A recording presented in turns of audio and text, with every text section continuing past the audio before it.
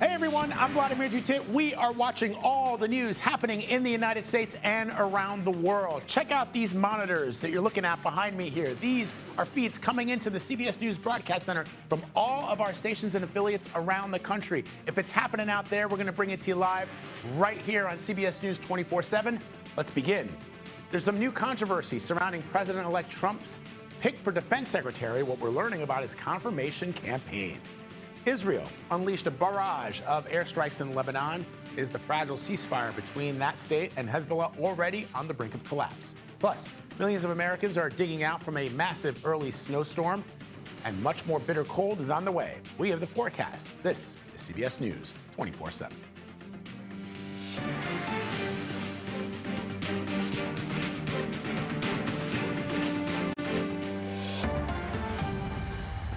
All right, we're going to kick things off with some breaking news out of South Korea, where the president has just declared emergency martial law.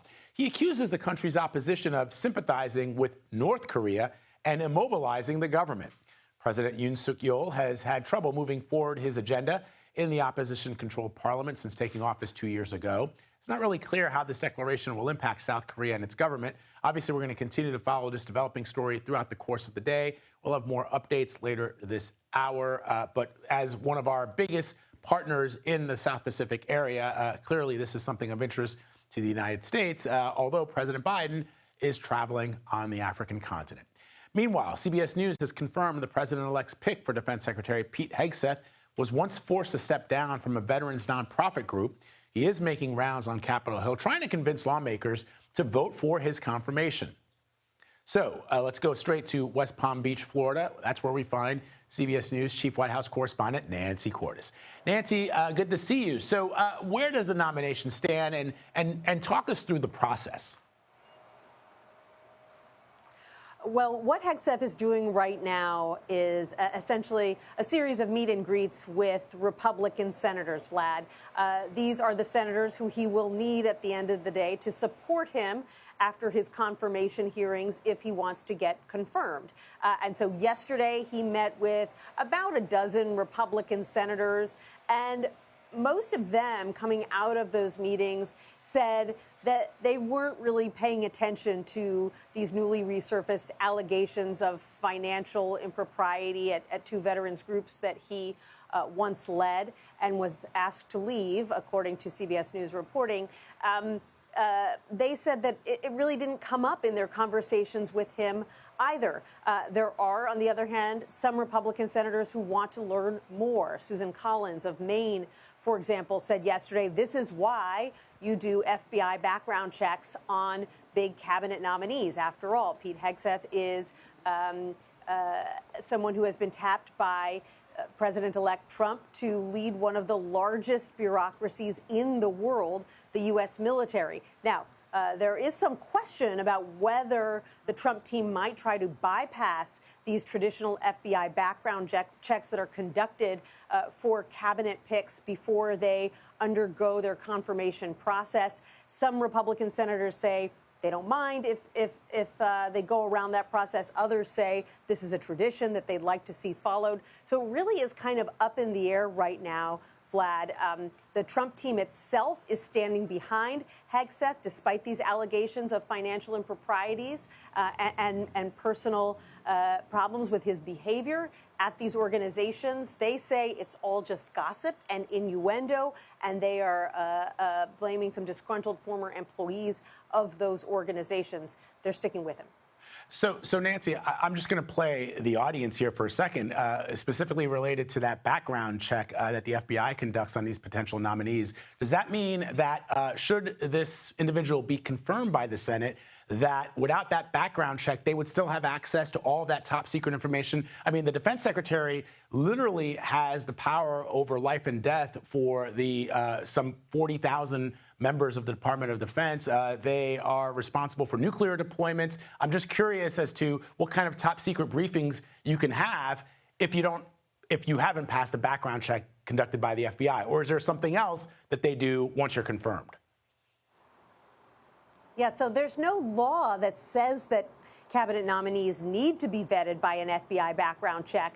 It's just always something that has been considered best practices. And there are nominees in the past for both parties who have had something unfortunate come up, and they have either been asked to step away or have had a president or a president-elect say, you know what, we're going to go in another direction. In this case, the Trump team has been using outside organizations to do some of this vetting, and it's still possible that they might ask the FBI to do it. The reason the FBI has done it in the past is because who's better at conducting a background check than the Federal Bureau of Investigation? But for some of these more controversial nominees, Kash Patel, who's been chosen to lead the FBI, for example, or Tulsi Gabbard, who has been selected to be Director of National Intelligence, it is an open question whether the Trump team is going to get behind background checks of these nominees. And then the question is, if they don't get those background checks,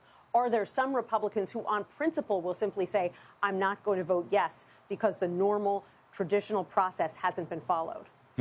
Really interesting. Somehow, Nancy, I feel over the next 4 years, we will be having discussions often where we say the normal process has not been followed. That's what people voted for. All right, Nancy Cordes for us in West Palm Beach. Always great to talk to you, my friend. Thank you. All right, President Biden is in Angola and will deliver remarks today at the National Museum of Slavery in the nation's capital. The president arrived yesterday, becoming the first ever sitting U.S. president to visit Angola and the first president to visit sub-Saharan Africa since 2015. I was actually on that trip when President Obama visited sub-Saharan Africa. CBS News White House reporter Willie James Inman is in Angola. He is following the president's movements. So, yeah, it's kind of history-making. Willie, what are we expecting to hear from President Biden today?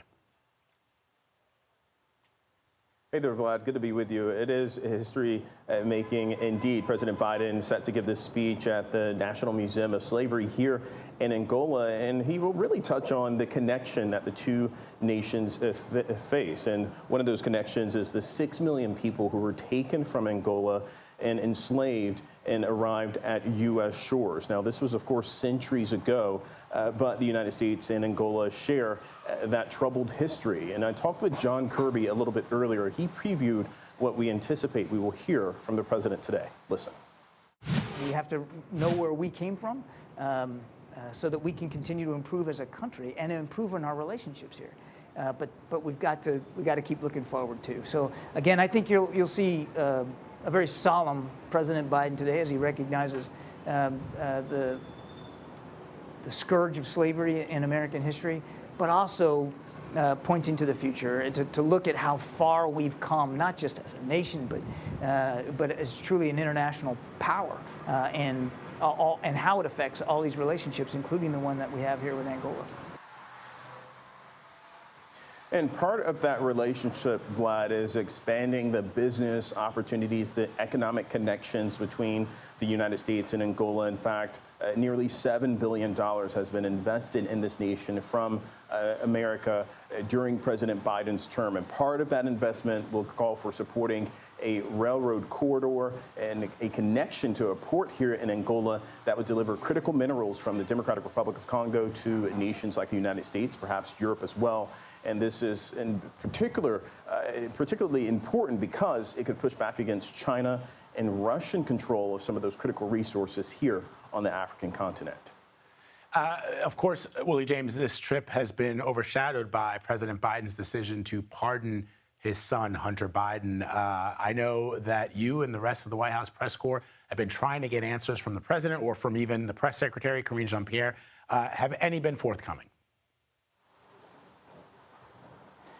Yeah, we really have been pressing not only Karine Jean-Pierre, but officials traveling with the president. The president himself had the opportunity to address this earlier today. He was asked twice about this pardon. He didn't respond to those questions. He was asked even before he arrived here in Angola. And this really just cast a shadow over his trip here to this important African nation and an increasingly a nation that is being more tied to the United States.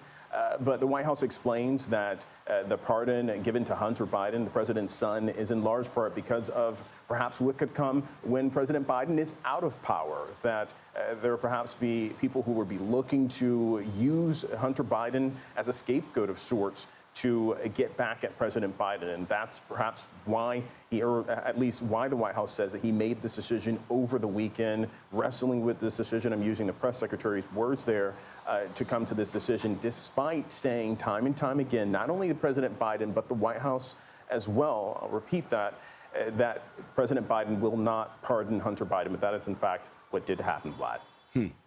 All right, Willie James Inman for us this morning. Thank you, Willie James.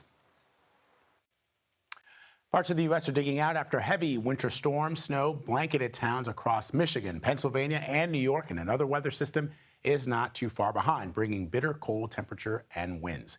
CBS News senior national weather correspondent Rob Marciano is live in Cassadaga, New York, and joins us now to talk about this. All right, Rob, so it looks pretty deep where you are, and now with the bitter cold coming, it's going to be rough going for those folks. Yeah, it's deep for sure, and we've got more cold coming, so that's that. And I know you've been looking for a co-anchor, so I found. No, I'm kidding. It looks like a snowman, right? It's just a tree that's probably 8 or 9 feet tall, and it's mostly buried in snow. This stuff is up to my knees. Really, could be up to my waist. The sun's coming out now, and the roads are looking a little bit better. So that's the good news. And schools were back in session, so nice little break. But as you mentioned, there is a little bit more coming. I tell you, the weight of this snow is really something. When you put it on top of a roof, it can cause some serious trouble. And there was a roof collapse at a farm just up the road here. Unfortunately, we went to see it. I mean, there was 100 head of cattle inside this barn, all huddled together. 4 of them didn't make it. Several others were injured. It was just a chaotic scene yesterday. Everybody coming in to help, neighbors, firemen. I talked to the owner, and this is what she had to say. What went through your mind when you had realized that the roof collapsed here? Like, oh my gosh, I mean, the worst, I mean, it's just horrible, yeah. What's going through your head and heart? Mostly, how do we get through the rest of the winter? So they gotta think about where to get the other 70 or 80 head of cattle for the winter right now. So that's the first thing they're doing. I don't know if they showed the video of her daughter, 41-year-old daughter, who was home for Thanksgiving, stayed to help clear the roof off another barn so that one wouldn't collapse. And she was up there. I mean, I would never go up there, Vlad. I mean, this woman's so brave and strong to be able to do this kind of work. But that's what it takes to survive in the elements out here in Western New York, Vlad. Yeah, indeed. And by the way, if your co-anchor needs an agent, I know a great one. Rob, thanks very much, my friend. I'll talk to you soon. See you, buddy. Yep. All right, let's bring in CBS News Philadelphia meteorologist Grant Gilmore with the first look at the national forecast. Hi, Grant. Hey, Vlad, look, it really is crazy just how much snow has fallen since Thanksgiving. The real intense lake effect snow has started to taper off, though we get another round of Arctic air later on this week. But Copenhagen, New York picked up 65.9 inches of snow. These are just the reports. There are some places where we haven't gotten reports where they probably saw more than this. Barnes Corners, New York, 65.5 inches of snow. You head down the line, Girard, PA, 59, just shy of 60 inches. And then Erie, Pennsylvania, reporting 45 inches of snow. The next storm system is on the way. You see the lake effect snow has really started to dwindle, though there is a little bit of lake effect snow still going on. But an Alberta Clipper system dropping in out of Canada will bring not just a round of snow to the Great Lakes states, but actually a good portion of the northern tier states into the northeast. Though we won't see a ton of accumulation with this, it will bring that Arctic air, that reinforcing shot of very cold air as we head through Thursday into Friday to reignite that lake effect snow for the Great Lakes states. Meanwhile, across the western half of the United States, relatively mild conditions. Phoenix up at 83 degrees this afternoon. LA is at 68. A little bit warmer. We'll still say chilly, but not as cold across the northern tier up towards places in northern North Dakota into Montana. But the east still cold with even colder air on the way, Vlad. We'll talk snow totals with the next system coming up here in just a few minutes. Back to you for now. All right, looking forward to it. Thank you, Grant. Appreciate it. Family and friends are gathering to remember Omer Neutra, the fallen 21-year-old Israeli soldier from New York. We're going to take you to his memorial service that's coming up next. You're streaming CBS News 24/7.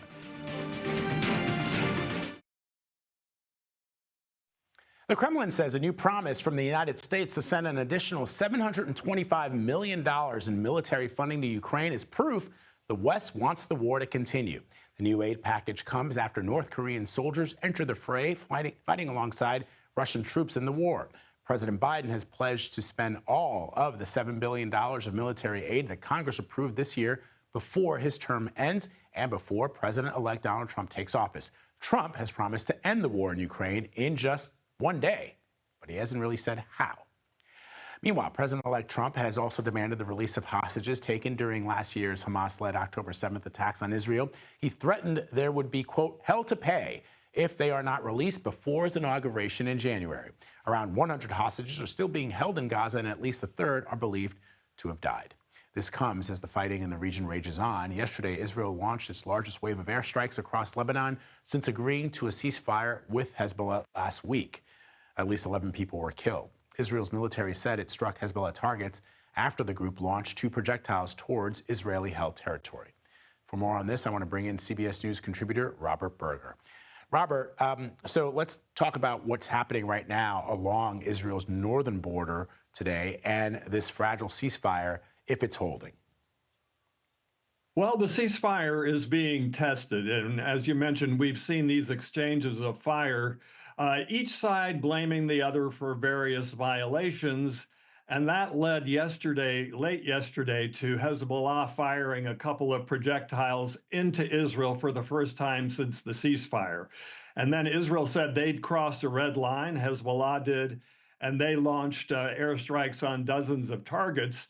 And today, Israel talking tough, saying that if Hezbollah continues cross-border attacks, that Israel will not only attack Hezbollah, but also the Lebanese state. And that would, of course, would be a major escalation. That's something that Israel refrained from doing throughout the war. But Israel said there is going to be zero tolerance for any Hezbollah violations. So let's talk about the reaction to President-elect Trump's stern rhetoric on the release of the hostages in Gaza. What are you hearing on the ground? Well, Israelis like that tough talk.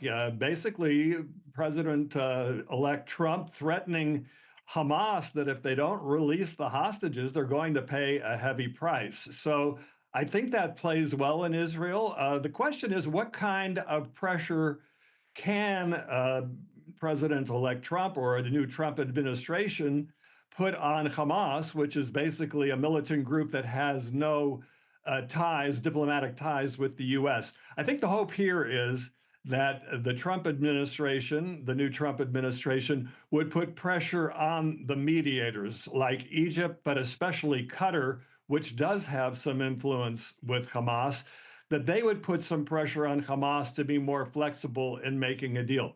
I would just say, though, that it could work both ways. There could be further pressure on Israel as well to be more flexible in negotiations. This morning, Robert, Deborah Patta reported on CBS Mornings that there is a ceasefire deal being negotiated in Egypt. Where do things stand on that? Is that a possibility?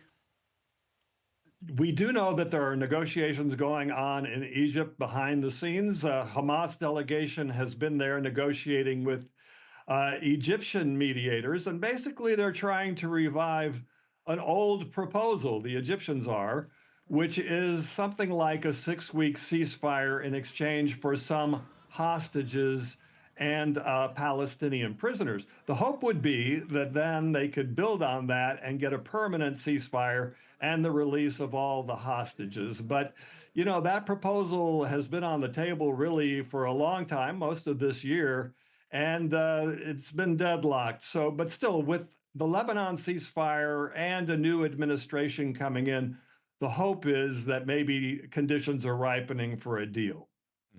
All right, Robert Berger reporting for us this morning. Thank you, Robert. Thank you. Okay, in New York, a memorial service is being held today on Long Island for Omer Neutra. He is the Israeli-American soldier that was killed in the fighting during the October 7th Hamas terror attack in Israel. Israeli Prime Minister Benjamin Netanyahu says he will not rest or be silent until Neutra's body is recovered. CBS News New York reporter Elijah Westbrook has the very latest. Good morning. Well, it's expected to be a tough day for the family, friends, and this Long Island community who knew 21-year-old Omer Neutra. We learned just yesterday that he died over a year ago on the October 7th massacre, and it is a very tough situation for everyone who was involved to deal with that this time. We just learned also from President Biden that he was serving as a tank commander in the IDF unit that was among the first to respond to Hamas's campaign of cruelty, adding, quote, risking his life to save the lives of others. Now, at this time, we are standing here in the parking lot to the Midway Jewish Center in Syosset, Long Island, where we are expecting dozens, if not hundreds of people to show up, including the governor of New York, Kathy Hochul, who is expected to speak at that service.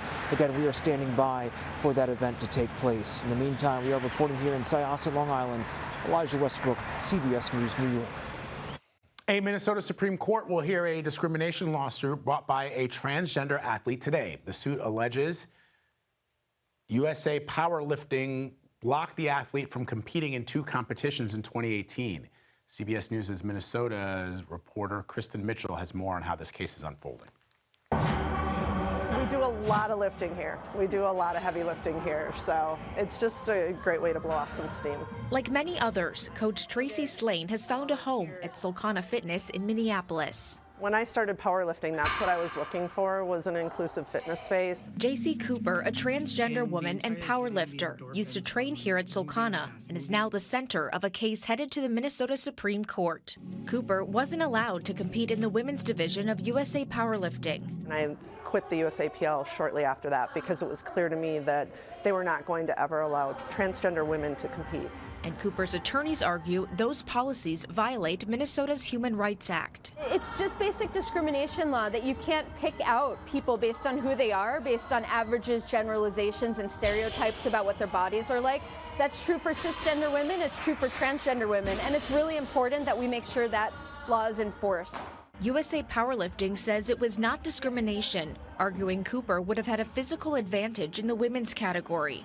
In a statement, the organization's president said, "We encourage fair competition by establishing competition categories grounded in science, including age, weight, and sex. These categories are essential to preserving the integrity and purpose of strength-based sports like ours, and the consequences of this case extend far beyond powerlifting." So this case isn't just important for JC, it's not just important for trans athletes, it's important for all of us that we make sure there's no discrimination in Minnesota. In Minneapolis, Kirsten Mitchell, WCCO News. Well, lawmakers on Capitol Hill are busy, but most of their attention seems to be on President-elect Trump's cabinet picks and not on some critical outstanding issues. So where do things stand, like the budget or emergency FEMA aid? We're going to discuss that. We're going to discuss that next. You're streaming CBS News 24/7.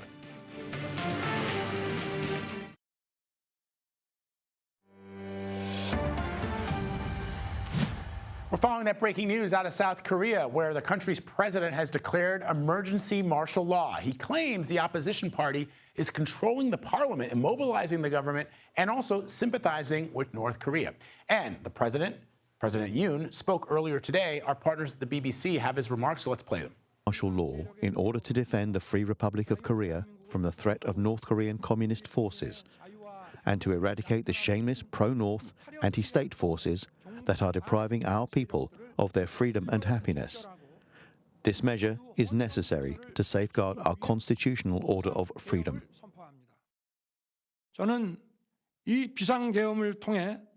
Through this martial law, I will rebuild and protect the Free Republic of Korea, which is falling into the depths of national ruin. 이를 위해 저는 지금까지 패약질을 일삼은 망국의 원흉 I will decisively eliminate anti-state forces who have been wreaking havoc and are the main culprits of our nation's downfall. This is an unavoidable step to protect the freedoms and safety of the people, as well as to ensure the nation's sustainability and security against the anti-state forces attempting to overthrow our system.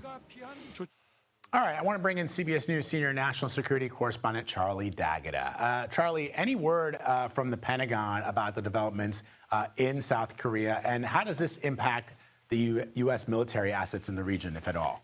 Yeah, well, Vlad, that was unexpected, to say the least. It's a developing story. It certainly set off alarm bells.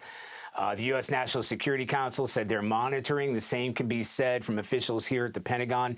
I think as far as the Pentagon DOD is concerned, we have to see whether this is because of an external threat or more likely an internal threat. So I just checked with defense officials here about what they've got in the region. For starters, there are about 28,500 U.S. troops stationed in North Korea. There's been no change to their status in terms of being put on alert. Everything is routine. In terms of the other military hardware, there's the George Washington Carrier Strike Group in Japan. That's forward deployed. The Carl Vinson Carrier Strike Group is in the Pacific 7th Fleet region. That's in that area, too. The Abraham Lincoln is in that same region around the Philippines. So there's a lot of hardware there. It hasn't changed the posture and status. Like everywhere else, the Pentagon will be closely monitoring the situation. As I know you will as well, Charlie. All right, so let's pivot to talking about what's going on in Syria. The Syrian army is trying to defend against more rebel attacks after a group of insurgents, as you know, seized control of its largest city, Aleppo. So this is sort of reigniting this war that had been, at least for us in the West, kind of on the back burner. It's been ongoing for some 14 years. So what are we hearing from the Pentagon? Yeah, it really has. So the official line from the Pentagon is that there are no plans to increase force posture there, right? You mentioned 900 U.S. forces. It says everything to do with regional conflicts. It's been simmering for years. A variety of groups have divided up parts of Syria, been there in that region where we're talking about. So this rebel alliance, if you want to call it that, launched the occasional attack, but they've been regrouping and rearming.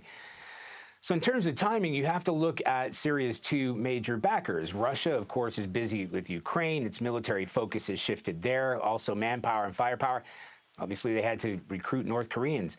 Then you have Iran. Iran is not only in its own fight with Israel, but in the last round of airstrikes, Israeli airstrikes, from what I'm told, they did a lot of damage to Iranian air defenses. The biggest piece of the puzzle, maybe the most important part, is Hezbollah itself. Backed by Iran, sent to Syria to prop up the regime, these are experienced fighters, and they've either had to return to go back to Lebanon to fight for their own existence, or, as we know, their entire leadership has been decimated. And then, of course, Syria itself is struggling. They're poorly supplied, and they clearly weren't ready for an attack of this scale and swiftness. And just to put it in a frame of context, the last time Aleppo fell to sort of rebel hold, it took about 100 days. This took around 48 hours. Wow. All right. Charlie Daggett reporting from the Pentagon for us this morning with some really interesting details. Charlie, always grateful for your analysis, my friend. Thank you. Thanks, Vlad. All right, back to Capitol Hill, where talks of President-elect Donald Trump's selections for cabinet posts and other positions have been echoing in the halls for some weeks. A slew of Trump picks have been making the rounds, scrambling to meet with lawmakers and hopefully increase support for a confirmation. It's left some wondering if anything else is getting done in D.C. CBS News congressional correspondent Scott MacFarlane is live on Capitol Hill and joins me to discuss. So we've seen this revolving door of the president's picks making the rounds on Capitol Hill lately. How does this process look? Who can we expect to see today? Pete Hegseth, the would-be defense secretary, is back here again. He's got at least a half dozen appointments on his calendar. He's going room to room here at the Capitol complex. But based on our latest reporting, Vlad, he is meeting only with Trump's most ardent allies in the Senate, the Republican diehards who almost certainly will be unequivocal in their support of Pete Hegseth.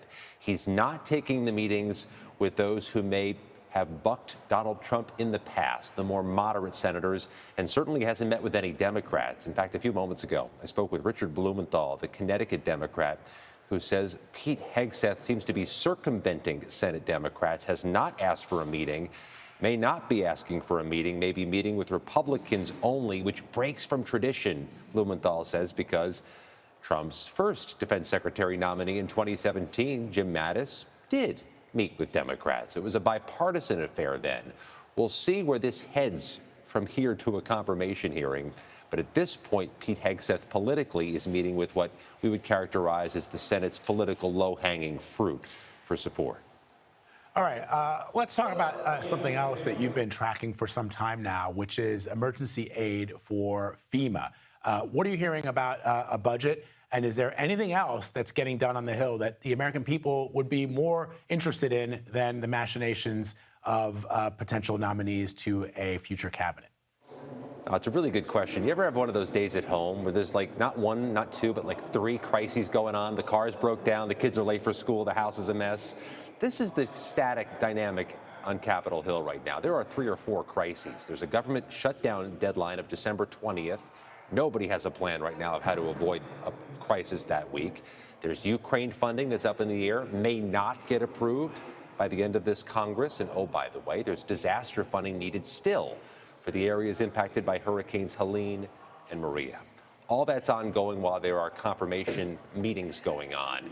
There's going to be some sense of a vote scheduled by midweek next week, but with the narrow House majority as it exists right now and will exist in the next Congress with only 1 or 2 votes to spare, there's no game plan for avoiding a spending crisis right before the Christmas holiday or avoiding a shutdown during the transition, Vlad, to President-elect Trump's first day. All right, to be continued for sure. Scott McFarland for us on the Hill this morning. Thank you, Scott. Appreciate it. All right, China has banned the export of some materials essential to the manufacturing of electronics and some military equipment to the U.S. It comes in response to Washington's chip sanctions on Beijing. CBS News Money Watch correspondent Kelly O'Grady joins me now to help explain all of this to our audience. So, Kelly, I guess the question for a lot of people is, how reliant is the United States on these materials? Very. Okay. So, I mean, you mentioned it. This is a key input in your phones, in defense technology. And I was looking this up. So gallium and germanium, these are 2 of the materials that China has said we are not going to sell these to the United States anymore. We get over 50% of what we use from China. Now, we do have some of that in our earth, in the territory here in the United States, but we don't necessarily have the infrastructure to tap into that yet. So we're very reliant on it, and we're very reliant on China for this. This is kind of the tit-for-tat trade war we're seeing escalate. Yeah, it's so interesting. I mean, we often use terms here in this country, and perhaps they do as well in China, that paint the Chinese as our adversaries. Not straight up enemies, but adversaries. And yet, when it comes to the global trade and global economy, we're more tied in together than perhaps it may sound like when politicians pontificate at a podium. It's a really great point you make. And I think you have seen a lot of countries, not just the U.S., but China, some of these other nations move away from that global perspective and more towards what we like to call a protectionist mindset. Now, President-elect Trump refers to that as America first, make America great again, protecting domestic industries. And we're not alone in this, right? I mean, China is doing that same thing of, if you're not going to give us this, we're not going to give you that. And ultimately, yes, your domestic industries get more protected, but on the global scale, it's not always a win-win. Yeah, I thought it was also interesting that, as you know, the president-elect has been making comments about imposing tariffs on China, and he frames it as this is a way for America to win. I thought it was interesting that the Chinese said this is a no-win situation for both the United States and for the Chinese. Well, because China wants to sell their products to Americans, right? I mean, that's how a lot of these Chinese companies make a lot of money. And the United States also wants to have cheaply produced goods that then companies can sell to their consumers like you and me. And so, yes, President-elect Trump is saying, well, this is going to bring American jobs here. It's going to protect domestic industries. It's going to make any supply chain crisis a lot better for us if we're able to make more things in the United States. But it could also mean that higher prices you see when you go to Walmart or wherever, because so many of the goods that we buy right now are made in China, in Canada, in Mexico, in India, you name it. All right, so you worked, you worked on Wall Street. You have a background in business. I'm curious, what would come first? Would it be the benefits that the president-elect is saying would happen here, which in other words, hiring would go up? Or would it be we'd feel the pinch at the supermarkets when we buy anything? That would probably hurt us before we see the benefits of companies hiring more Americans. What do you say? So if they are implemented, I do think you're going to see the prices go up before you see the jobs, because in order to have jobs come here, you need to have capacity in your manufacturing. All of those things take time. I don't want, though, to concern anyone. Don't go out and buy things that you can't afford right now, because you're not going to see the prices increase immediately. It would take some time to move through for you to see it as a consumer. That's if it's implemented, though, because Vlad, we've talked about this before. This could be a negotiating tactic. The Canadian Prime Minister, the Mexican President have already come to the table and said, hey, let's talk things out. So the hope, I think, right now is that we would never see these tariffs go into effect. China, though, is a different story. I mean, we're already seeing that tit for tat. Yeah, it's also interesting. The president, President-elect, when he was president before Biden, they're so often, you know this, Kelly, he would tweet about how great the stock market is doing. But if these tariffs go into effect, or even if there's a whiff of these tariffs going into effect and the stock market starts to go down and corporate profitability goes down, we're in trouble. Yes. And look, the stock market doesn't always mean the economy, right? I mean, we're hitting record highs, yet I know the folks at home, including myself, are going, wait, my dollar's not going as far. But in a situation like that, yes, you would see the stock market react negatively because it would eat into the profits like a Walmart unless they pass that on to us. That's right. All right. Kelly O'Grady, always great to have you here in Studio 55. Thank you very much. All right. Let's bring in CBS News Philadelphia meteorologist Grant Gilmore with another look at the national forecast. Grant. Hey, Vlad, going into last week, the big story across the country has been the Arctic cold across the northern tier and the northeast, but also that lake effect snow, which has started to dwindle a little bit. We're still finding some of those lake effect snow bands moving across western New York, also some lake effect snow over into western Michigan. But our next system is already in the works. In fact, it's beginning to move into the northern tier states. This system will quickly race to the east as we head through the next several days. And that is going to bring still some snow to the places that have been receiving all of that lake effect snow for the last 4 or 5 days, but it will also bring some snow to places like Maine. So they'll begin to see some snow showers mixing with more of a rain snow mix as we head into places like Philadelphia, D.C., Baltimore. Even New York could get on a little bit of snow accumulation. Let's talk about how much snow we're expecting at this point. I'm going to take you through Friday. Still some lake effect snow possible as that Arctic air comes in behind this system. But still, we could pick up an additional 6 to 12 inches of snow in some places. Traverse City, Michigan could see upwards of 8 inches of snow. Again, this is through Friday morning. Syracuse could see nearly a half foot of snow. But I think the bigger impact with this next system is going to be this blast of Arctic air that comes in behind the precipitation. Just look at that cannonball of Arctic air coming in from the north. Up towards Minneapolis, they're going to see temperatures in the teens as we go through Wednesday afternoon. That Arctic air dives very far south.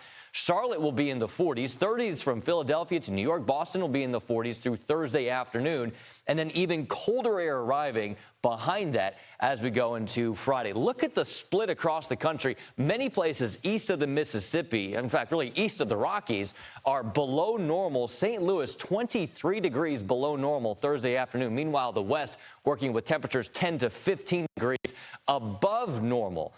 That's kind of the way it is right now, but it just gets even more divided later on in the week. Still watching that lake effect snow today across the Great Lakes states, cool across the south, but as the story has been recently, relatively mild with temperatures in Phoenix this afternoon near 83 degrees. Fly back to you. All right, Grant, thank you very much. All right, coming up, we've got new details and new video of the woman accused of stowing away on that Delta flight from New York to Paris earlier this week. We'll bring you that next. You're streaming CBS News 24/7.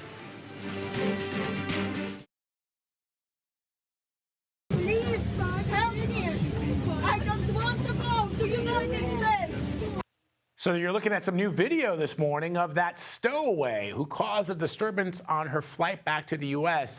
This is the stowaway who we told you about last week, who allegedly snuck onto a Delta Airlines plane from New York to Paris without a ticket. So French officials were actually trying to return the woman to the United States on Saturday, but as you can see here, she was removed from the plane for that belligerence. CBS News has learned the TSA is preparing a civil case against her when she returns to the U.S. The agency is investigating how she was able to get past security checkpoints at JFK Airport. All right, now to a very tragic story out of South Carolina that made national headlines. Samantha Miller and her husband were riding a golf cart on their wedding night when they were hit by a drunk driver. Samantha was tragically killed and her husband suffered serious injuries. Well, yesterday, the driver pleaded guilty to drinking while driving and was handed her sentence. Our Skylar Henry was in the courtroom and he joins us now from Charleston. Skylar, this was an incredibly horrific accident, and the scenes from the courtroom yesterday were absolutely heartbreaking. What did the driver have to say in court yesterday?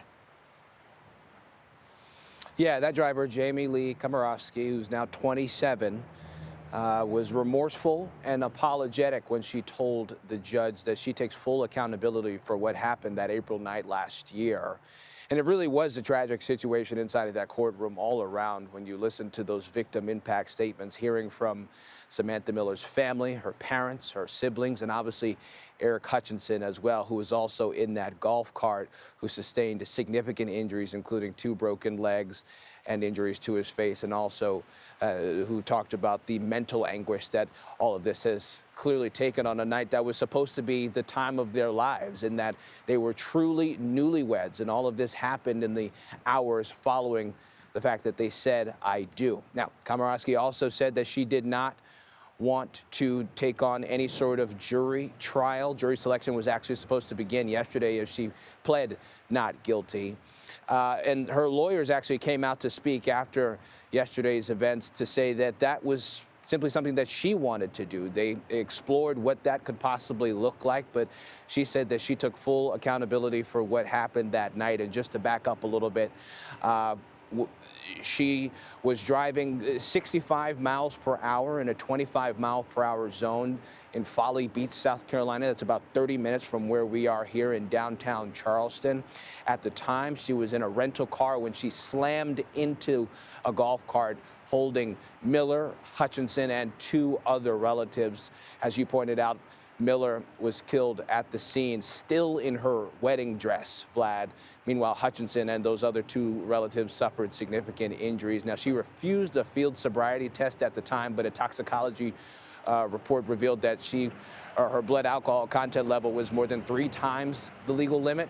And so she's been in a combination of in custody and under house arrest for the better part of the last year and a half or so. But now the judge decided that she will face a 25-year sentence following those events.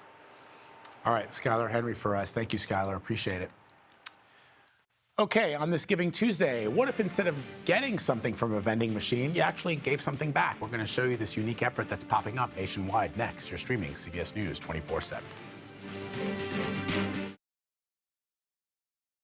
Today is Giving Tuesday. It's a day to give back and donate to those in need. But if you have trouble deciding where to give, there may be a little help around the corner. Vending machines, like this one in New York City, are popping up in 100 cities nationwide. The idea is pretty simple. Instead of getting something out of the machine, you can give to a certain cause. Things you can buy include chickens and goats to help feed families, hygiene kits, polio vaccines, even a community well. Check it out. Isn't this great? They can go right here as they're traveling, as they're shopping, and have an opportunity to look outward, address the needs of their neighbor, and care for those in need. And I think it's marvelous to have them on the streets. It makes me feel good because like people all over the world are needing help, and we can help them get it. Yep, that's exactly right. The Church of Jesus Christ of Latter-day Saints launched the giving machines back in 2017. Since then, they have brought in more than $43 million in donations. Organizers say 100% of every donation goes straight to the cause. Love it. All right, let's bring in CBS News Philadelphia meteorologist Grant Gilmore with the last look at the national forecast. Hi, Grant. Hey, Vlad. So the big story the last really 4 or 5 days has been the Arctic air and the Great Lakes lake effect snow. Pretty much the same thing today, though. The whole intensity, the extreme of it, is starting to relax, but still unseasonably cool through a good portion of the eastern half of the United States. We've got mild and mainly dry conditions out west. Las Vegas today will see a high temperature around 67 degrees. The next system actually already knocking on the door of the northern tier up towards Minnesota, starting to see this low pressure system, an Alberta clipper, if you will, relatively fast-moving and relatively moisture-starved, but still enough moisture around to reignite some snow across the Great Lakes states. In fact, more snow expected into the Appalachians, into the Northeast. But back behind this system, this will be the big thing to focus on later on this week, will be another push of Arctic air, not only bringing cold conditions, but very windy conditions. Places from the mid-Atlantic up into the Northeast will have to watch out for the potential for damaging wind gusts as we go Thursday into Friday. Vlad, back to you. All right, Grant, thank you, my brother. We'll see you tomorrow. That does it for me, folks, but stay right where you are. After the break, Elizabeth Cook is live from San Francisco with all the breaking news from coast to coast. This is CBS News 24/7.